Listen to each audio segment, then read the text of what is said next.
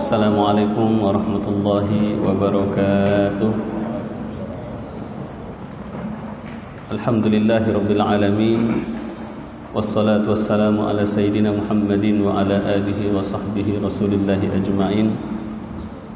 Subhanakallahumma la ilma lana illa ma 'allamtana innaka antal alimul hakim. Allahumma allimna ma yanfa'una wanfa'na bima 'allamtana.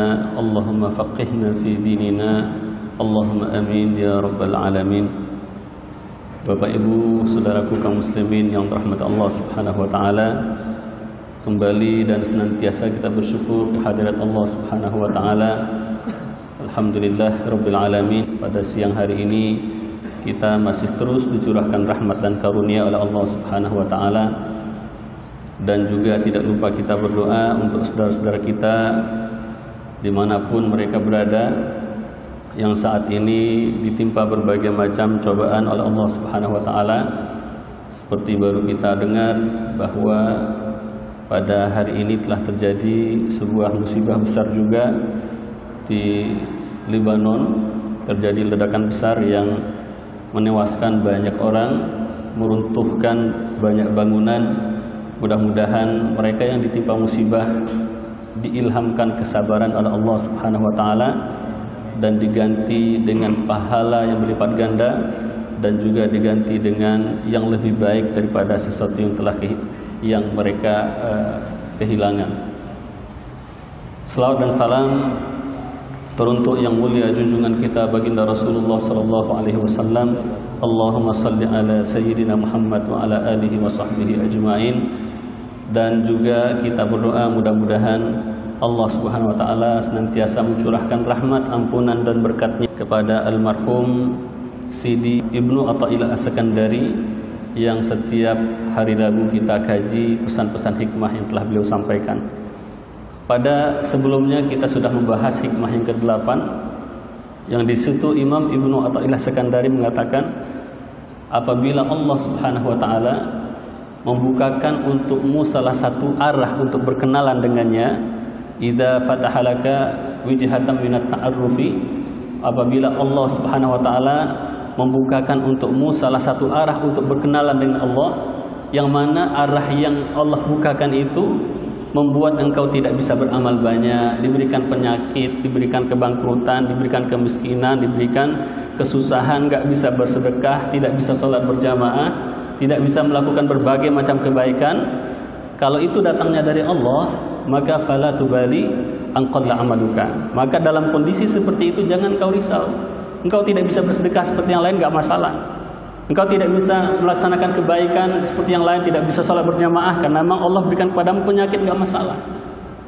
Karena kondisi seperti itu datang langsung dari Allah Subhanahu wa taala, yang kalau seandainya engkau ridho, maka sesungguhnya kebaikan yang engkau cari seperti yang dilakukan oleh orang lain bisa engkau dapatkan walaupun engkau hanya berada di rumah ketika itu.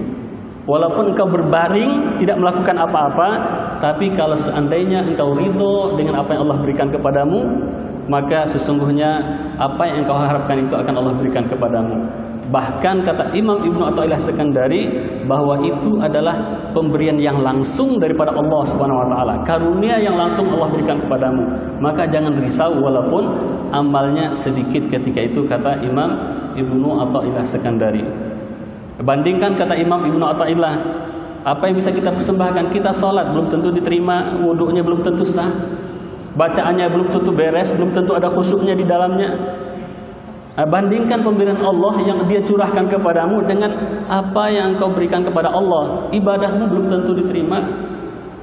Maka intinya adalah ridho, ikhlas kepada Allah Subhanahu wa taala atas apapun yang diberikan kepada kita. Maka pada kesempatan yang berbahagia ini kita masuk pada hikmah yang ke-9. Di situ Imam Ibnu Athaillah As-Sakandari menyampaikan, tanawwa'at ajnasul a'mali bitanawwu'i waridatil ahwali.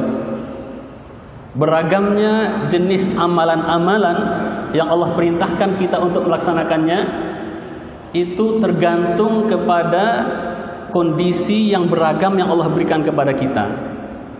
Tergantung kepada ahwal atau hal yang beragam yang Allah berikan kepada kita. Setiap kita ini sudah Allah tetapkan bagi kita atau bagi masing-masing dari kita kondisi tertentu yang tidak akan bisa dirubah.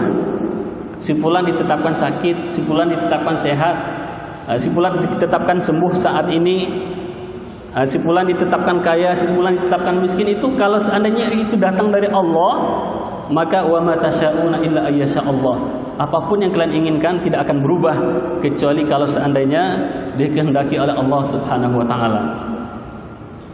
Maka di sini Imam Ibnu Athaillah Iskandari menegaskan kepada kita keragaman amal yang Allah tetapkan untuk manusia, untuk orang-orang yang diperintahkan untuk beribadah kepada Allah, itu tergantung juga kepada ahwal yang Allah tetapkan untuk mereka.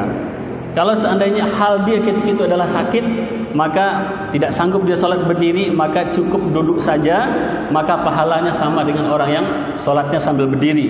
Jadi gak usah kita ukur dengan kemampuan kita, karena kemampuan kita itu adalah pemberian daripada Allah Subhanahu wa taala. Bapak Ibu yang dirahmati Allah Subhanahu wa taala, di sini Imam Ibnu Athaillah Iskandari menyebutkan ada salah satu istilah yang umum dan lazim di dalam ilmu tasawuf, namanya hal, namanya ahwal. Para ulama tasawuf menyatakan bahwa al-ahwalu mawahibu wal maqamatu makasib. Jadi ada istilah di dalam dunia tasawuf bahwa ahwal itu adalah sesuatu yang sifatnya itu pemberian langsung dari Allah, nggak bisa kita capai. Allah yang memberikan. Walaupun ada perkara-perkara tertentu yang bisa kita lakukan untuk bisa mencapai ahwal tersebut. Kemudian wal maqamat makasibu, dan sedangkan maqam adalah sesuatu yang bisa diusahakan. Ahwal itu contohnya adalah adanya rasa tentram, rasa nyaman ketika di dalam hati kita. Kita ditimpa musibah, tiba-tiba kita merasakan kok nggak ada masalah gitu. Orang lain merasakan dengan musibah yang sama, dia merasa betul-betul terpukul, rusak dunia dia, hancur hidup dia katanya. Tapi ketika kita ditimpa hal yang sama oleh Allah, kita merasa kok biasa aja. Berarti ini orang diberikan ahwal oleh Allah SWT yang baik. Berarti orang ini diberikan hal ridho di dalam hatinya oleh Allah Subhanahu wa taala. Kemudian ada namanya makom. Makom ini contohnya adalah kita dalam kondisi sehat, kita berusaha untuk sholat. Ada usaha di dalamnya. Kita duduk di masjid, kita berwudu, kita mengikuti imam, itu namanya makom. Ini di dalam ilmu tasawuf ini sangat luar biasa. Sangat luar biasa mereka, para ulama-ulama hati ini menetapkan ini sifatnya begini, hati ini sifatnya begini, dan kalau seandainya hati itu sakit maka obatnya adalah begini. Mereka sudah menemukan resep-resepnya. Nah, termasuk juga di dalam masalah apa yang kita bahas. Kembali kepada hikmah yang ke-9. Jadi kata Imam Ibnu Athaillah Iskandari, keragaman amal-amal yang Allah tetapkan untuk manusia itu tergantung kepada keragaman hal mereka yang ditetapkan oleh Allah Subhanahu wa taala. Jadi hal itu secara umum dapat kita bagi dua. Hal yang pertama yang bersifat batiniyah atau yang sifatnya tidak terlihat. Hal batiniyah itu yang kita sebutkan tadi. Misalkan dia dapat musibah, tiba-tiba ridho. Diberikan nikmat oleh Allah SWT, tidak ada rasa, dia sangat bersyukur. Rasa kikir tidak ada dalam hati dia. Diberikan nikmat oleh Allah, tiba-tiba ringan saja hati dia untuk menyerahkannya kepada yang lain. Nah, itu banyak kita temukan di dalam kehidupan kita. Berarti ini orang sudah diberikan hal yang baik oleh Allah Subhanahu wa taala. Bagi sebagian lain mungkin itu masih butuh perjuangan. Ketika diberikan sesuatu dunia, dia bahagianya luar biasa. Ketika diminta di jalan Allah Subhanahu wa taala, dia merasa berat. Berarti ini orang masih belum sampai mendapatkan hal pancaran hal itu dari Allah Subhanahu wa taala. Nah, maka makom hal yang dalam hati ini menjadi pusat perhatian daripada para ulama-ulama tasawuf. Dan ini bisa diusahakan Bapak Ibu, sebagaimana Rasulullah SAW dalam sebuah hadis beliau mengatakan, apabila seandainya seseorang itu bangun pada malam hari, dia sholat tahajud, kemudian dia melaksanakan sholat subuh, maka dia akan menjalani hari-hari dia dengan penuh kelapangan hati, penuh keridhaan. Berarti hal yang Allah berikan kepada dia saat itu ada faktor penyebabnya, yaitu karena dia bangun pada malam hari, kemudian pada siang harinya dia menjalani kehidupan dengan penuh rajin, dia penuh semangat, penuh kebahagiaan dan lapang hati dia.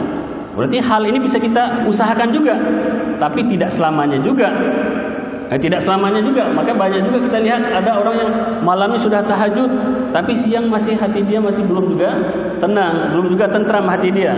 Karena memang seperti tadi, hal itu adalah pemberian daripada Allah Subhanahu wa taala. Namun demikian dapat juga kita pancing dengan usaha yang kita lakukan. Kemudian Bapak Ibu rahmat Allah SWT, hal yang berkaitan dengan hal-hal yang zahiriyah. Tadi kalau hal yang sifatnya adalah hati, itu betul-betul pemberian daripada Allah SWT yang barangkali tidak banyak orang yang akan menyadarinya. Kalau kehidupan kita, hal yang zahiriyahnya apa? Ada sebagian orang Allah mudahkan bagi dia untuk usaha, buka usaha ini lancar, kemudian untungnya banyak, Allah limpahkan pada dia harta, kekayaan, maka hal dia ketika itu lapang, maka amal dia di sini apa yang Allah minta kepada dia, dia banyak bersedekah, dia banyak membantu orang-orang susah, dia gunakan apa yang Allah berikan kepada dia, yang mana itu bukan karena kehebatannya dia. Orang usahanya lancar itu kan bukan karena kehebatannya dia. Kadang ada kesempatan yang Allah berikan kepada dia, peluang yang Allah berikan kepada dia, diambil peluang, beruntung banyak. Bukan karena kehebatannya dia, bukan karena dia berjalan sesuai dengan syariat, belum tentu juga. Banyak orang kafir tapi rezekinya atau dunianya Allah limpahkan. Maka ketika hal dia adalah seperti itu, Allah berikan kepada dia kemudahan-kemudahan dalam hal ini, maka amal dia sesuaikan dengan kondisi apa yang Allah berikan kepada dia. Ada orang yang Allah berikan kepada dia kondisi di mana dia bisa menjadi seorang pejabat, maka amal dia di situ apa? Amal dia di situ adalah bagaimana dia terapkan di dalam jabatannya itu keadilan bagi orang-orang yang dia pimpin. Bagaimana dia amanah di dalam apa yang menjadi tanggung jawab diri dia. Itu halnya dia dan ini amalnya dia. Ada sebagian orang yang halnya itu adalah dia dalam kondisi susah, sudah berusaha ternyata gagal, ikut tes pegawai apakah PNS ataupun swasta ternyata nggak lewat. Teman-teman dia yang tidak sepandai dia ternyata bisa lulus, dia yang cerdas ternyata tidak lulus. Berarti hal seperti ini Allah inginkan bagi dia apa? Berarti amal dia di situ adalah sabar. Kalau Allah berikan kepada dia kesehatan, maka dengan fisik yang sehat dia Allah minta untuk membantu orang lain disesuaikan dengan apa yang Allah berikan kepada dia. Makanya sebuah ungkapan yang menarik yang disampaikan oleh Ustaz Abdul Somad, kalau seorang bupati itu ibadah dia bukan sholat duha. Sholat duha itu ibadah sampingan saja bagi dia. Ibadah utamanya itu adalah bagaimana dia menegakkan keadilan. Dengan satu undang-undang, maka banyak yang terselamatkan, maka banyak hal yang bisa dilakukan. Dia berikan contoh seperti itu. Demikian juga pejabat-pejabat yang lainnya. Seorang pengusaha, ibadah dia bukan hanya sholat duha saja, tapi bagaimana dia bisa menciptakan lapangan kerja, bisa menciptakan kesejahteraan masyarakat. Dengan itu dia bisa berbuat. Dan itu luar biasa Bapak Ibu. Jadi di Mesir itu ada namanya muhandis solaatiyah. Dia seorang insinyur. Jadi Allah Subhanahu wa taala memberikan kepada dia kemudahan dalam berusaha. Ketika dia membangun usaha pertama kali, itu dia mencari 10 orang penyaham. Dan ternyata yang ketemu cuma 9 orang saja. Sahamnya hanya bisa dibagi 9 saja. Dan dia masih tetap ingin yang 10. Maka dia cantumkan di dalamnya Allah sebagai penyaham yang 10. Maka ketika usaha itu diluncurkan, tahun berikutnya mereka hitung keuntungan luar biasa, meningkat. Kemudian tahun berikutnya dia tetapkan saham Allah di dalam usaha mereka adalah 20%. Ternyata bertambah lagi. Kemudian ditambahkan lagi menjadi 30%. Dan ujung-ujungnya dia jadikan seluruh saham perusahaannya dia menjadi saham Allah Subhanahu wa taala. Dan dia tempatkan diri dia ketika itu hanyalah sebagai nazir, sebagai pengelola daripada saham Allah Subhanahu wa taala. Yang terjadi Bapak Ibu, bisnis dia itu sangat luar biasa. Dia bangun sebuah kampus di salah satu daerah namanya Tafahna Al-Ashraf di Mesir. Ketika diajukan ke Al-Azhar untuk membangun kampus, pemerintah tidak setuju. Karena akses kereta api nggak ada di sana. Jadi dibangun kampus besar-besar, tapi nggak ada akses ke sana, ya percuma juga. Maka kemudian dia mengatakan, bangun saja, saya yang akan membiayai pembangunan kereta api ke sana. Dia bangun kampus yang sangat besar, dia bangun juga akses kereta api ke sana. Dan ketika dia meninggal dunia diiringi oleh jutaan orang yang telah merasakan kebaikannya dia. Ini dia sebagai seorang pengusaha. Hal dia yang Allah tetapkan untuk dia adalah seorang pengusaha, dan dia bersungguh-sungguh dalam hal ini, maka inilah menjadi sumber kebaikan bagi dia. Seorang ulama juga demikian. Kalau seandainya dia fokus dengan apa yang menjadi tanggung jawab dia, mendidik masyarakat, nggak usah dia pikirkan dunia, Allah yang akan menetapkan untuk dia dunia. Maka banyak ulama, Syekh Asy'arawi juga salah seorang ulama Mesir, ulama tafsir kontemporer, ketika meninggal diiringi oleh jutaan orang yang mengantar dia ke kuburan. Nah, ini orang-orang yang pandai melakukan amal sesuai dengan hal yang Allah tetapkan untuk mereka. Dan yang terakhir adalah sebagai contoh Julaibib, namanya seorang sahabat Rasulullah SAW. Julaibib ini, kalau seandainya kita melihat dia, mungkin kita nggak suka sama dia. Dia sendiri nggak pede dengan diri dia, nggak punya rumah. Ahlu sufah, menurut istilah para ulama, tidak punya keluarga, nasabnya juga tidak jelas. Suatu ketika Rasulullah SAW berkata kepada Julaibib, Julaibib, ala tatazawwaj? Julaibib, kamu nggak mau nikah? Kata dia kepada Rasulullah, ya Rasulullah, siapa yang mau nikah sama saya Rasulullah? Jadi dia sendiri nggak pede untuk menikah. Dia tahu kalau seandainya dia mengajukan proposal atau mengkhidbah, nggak akan diterima. Tampangnya, ya mohon maaf, tidak menarik, harta nggak punya, rumah nggak punya, keluarga nggak punya. Siapa yang mau sama dia? Maka dia mengatakan, ya Rasulullah, siapa yang mau sama saya Rasulullah? Saya ini orang hina ya Rasulullah. Dia sendiri merasa hina. Kemudian apa kata Rasulullah kepada dia? Wahai Julaibib, engkau hina di depan manusia, tapi tidak hina di sisi Allah Subhanahu Wa Taala. Aku yang akan menikahkan engkau, wahai Julaibib. Maka kemudian Rasulullah SAW menemui seorang sahabat yang baru saja kehilangan menantunya. Dia punya anak perempuan, dan anak perempuannya ini baru saja kehilangan suami yang mati syahid fisabilillah. Rasulullah berkata kepada sahabat ini, saya ingin melamar anakmu. Kemudian kata dia kepada Rasulullah, ya Rasulullah, bahagia kami ya Rasulullah, sebuah karunia untuk kami, baginda menjadi bagian daripada keluarga kami. Tapi kata Rasulullah kemudian, bukan untuk saya. Lantas untuk siapa ya Rasulullah? Untuk Julaibib, kata Rasulullah. Langsung dia terpana, Julaibib ya Rasulullah. Kalau begitu ya Rasulullah, saya tanyakan dulu ibunya di rumah. Nah, jadi awalnya udah semangat karena merasa Rasulullah yang melamar anak dia. Sekarang dia katakan, ya Rasulullah, tunggu dulu, saya tanyakan ibunya dulu di rumah. Karena dia yakin ibu daripada anaknya ini gak akan setuju. Dia sendiri pun juga gak setuju. Maka pulanglah dia ke rumah. Sampai dia di rumah, dia sampaikan kepada istrinya, istriku, sesungguhnya Rasulullah melamar anak kita. Kemudian kata istrinya, alhamdulillah, karunia besar yang masuk ke dalam keluarga kita. Rasulullah menjadi bagian pada keluarga kita. Kemudian dia katakan, wahai istriku, bukan untuk Rasulullah. Lantas untuk siapa? Untuk Julaibib, kata suaminya ini kepada sang istri. Langsunglah sang istri ini berteriak, Julaibib, kata dia.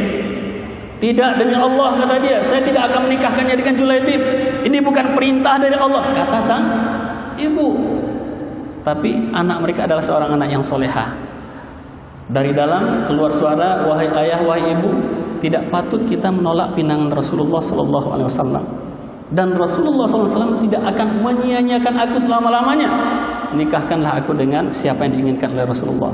Maka menikahlah anak yang solehah ini dengan Julaibib yang tadinya tidak pede bahwa dia akan diterima oleh siapapun di muka bumi ini.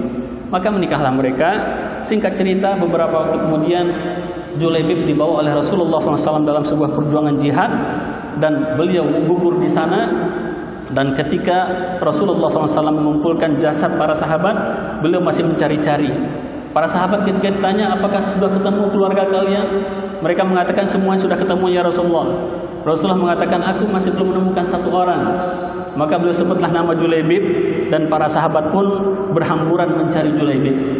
Dan kemudian ternyata mereka dapatkan Julaibib di tengah 7 orang yang bergelimpangan daripada orang kafir. Rasulullah menunjuk Julaibib, ini orang meninggal setelah dia mengalahkan atau setelah dia membunuh 7 orang musuh Allah Subhanahu Wa Taala.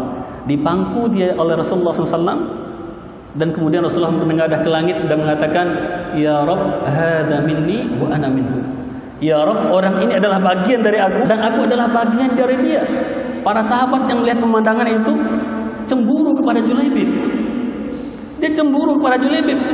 Mereka berharap mereka yang diperlakukan seperti itu oleh Rasulullah. Tapi ternyata Julaibib lah mendapatkan keistimewaan itu, dan kemudian Rasulullah yang langsung memasukkan Julaibib ke dalam liang lahatnya. Ini Julaibib dengan makom dia seperti itu, dia tetap bersyukur kepada Allah, dia tetap sabar, dan dia tetap taat kepada Allah SWT, karena itu adalah amalan yang cocok untuk hal yang diberikan kepada orang seperti Julaibib. Jadi apapun yang Allah berikan kepada kita, maka sesungguhnya semua itu adalah ladang amal yang Allah berikan kepada kita. Beragam-ragam, karena memang itu adalah ketetapan yang dengan itu Allah menguji kita. Bagian daripada ayat Allah Subhanahu wa taala, "Alladzi khalaqal mauta wal hayata liyabluwakum ayyukum ahsanu amala." Yang telah menciptakan bagi kalian kehidupan dan kematian di dunia ini untuk menguji kalian siapa di antara kalian yang paling baik amalnya. Aqulu ma tasma'un fa'tabiru ya ulil absar la'allakum tuflihun. Wassalamualaikum warahmatullahi wabarakatuh.